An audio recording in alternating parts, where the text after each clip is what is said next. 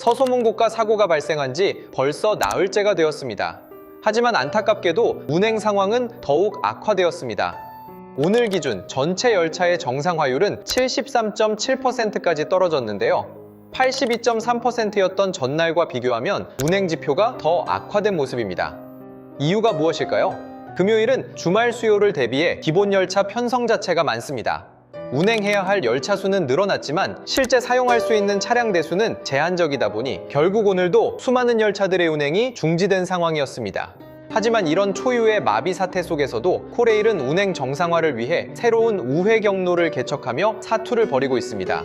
오늘은 그 치열한 현장 속으로 들어가 보겠습니다. 이례적으로 진행된 용산선 KTX 시운전 현장부터 한밤중 교외선을 통해 회송된 해랑 열차의 운행 소식까지 알아보겠습니다. 5월 29일 기준 전체 열차 운행 횟수는 735회 중 542회만 운행 중입니다. 무려 193회나 되는 운행이 중지된 상황인 것이죠. 우선 고속열차는 KTX와 KTX 이음을 포함해 70.5% 수준만 운행 중입니다. 행신에서 서울에서 청량리 구간은 운행이 중단된 상태이며 수색 고양기지로 가는 길이 끊기면서 일부 차량들의 주방 역시 조정된 상황입니다. 일반 열차 역시 상황은 좋지 못합니다. 현재 서울역과 용산역은 KTX 차량들의 주방 및 회차 공간으로 활용되고 있어 ITX 새마을과 ITX 마음 열차는 서울 용산 진입 열차가 대거 감축되었습니다. 그 결과 대부분의 ITX 열차는 수원역까지만 단축 운행 중이며 의왕역 인근 부곡 차량 사업소를 중심으로 주박과 회차가 이루어지고 있습니다. 무궁화호 역시 상황은 비슷합니다. 현재 경부선, 호남선, 전라선 개통은 대전 또는 서대전까지만 운행 중이며 장항선 열차는 천안역까지만 운행하고 있습니다.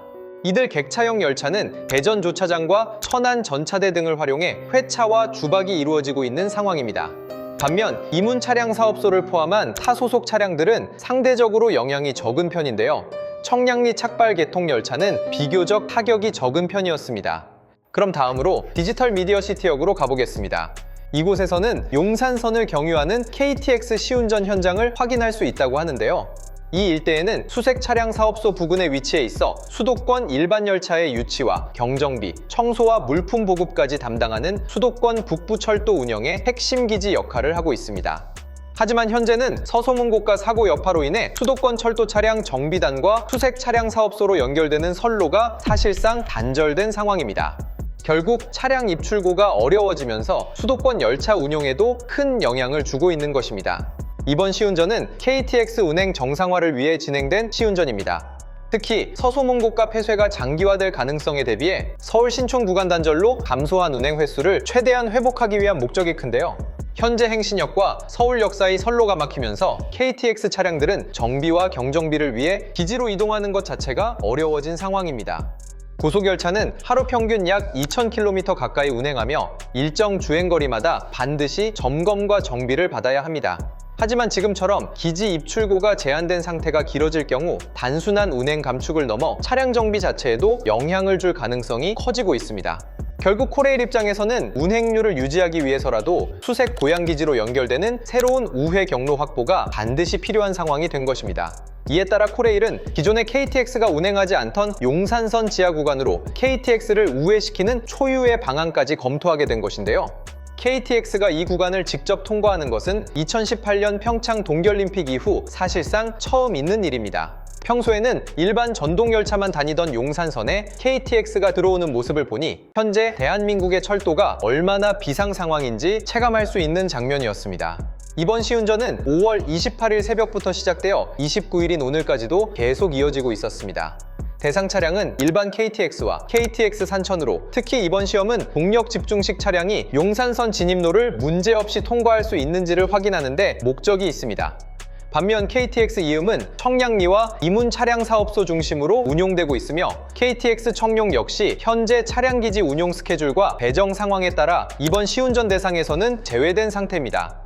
만약 이번 시운전에서 큰 문제가 발견되지 않는다면 향후 KTX 운행 횟수 역시 어느 정도 정상화될 것으로 보입니다.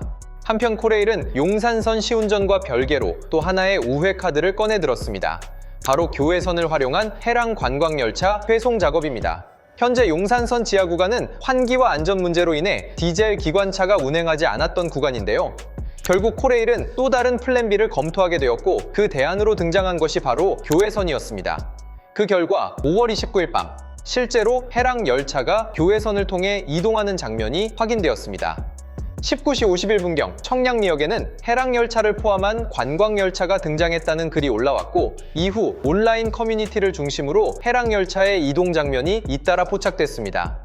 특히 20시 24분경에는 교외선으로의 이동을 위해 경원선을 통해 1호선 본선을 주행하는 모습이 확인되었는데요. 이후 녹천역과 월릉역 통과 장면까지 포착되며 교외선을 경유하는 회송이 성공적으로 이루어졌다는 사실이 확인되었습니다. 이번 회송이 늦은 밤에 진행된 이유는 따로 있는데요. 교외선은 전 구간이 단선이기 때문에 교행하기 위해서는 중간역 대피선을 활용해야 합니다. 대표적으로 이령역에는 교행이 가능한 측선이 설치되어 있는데요. 하지만 해랑열차는 8량으로 구성된 장편성 관광열차인 만큼 대피선 유효장을 초과할 가능성이 큰 상황이었습니다. 한마디로 열차 길이가 너무 길어 측선 진입이 어려웠던 것입니다.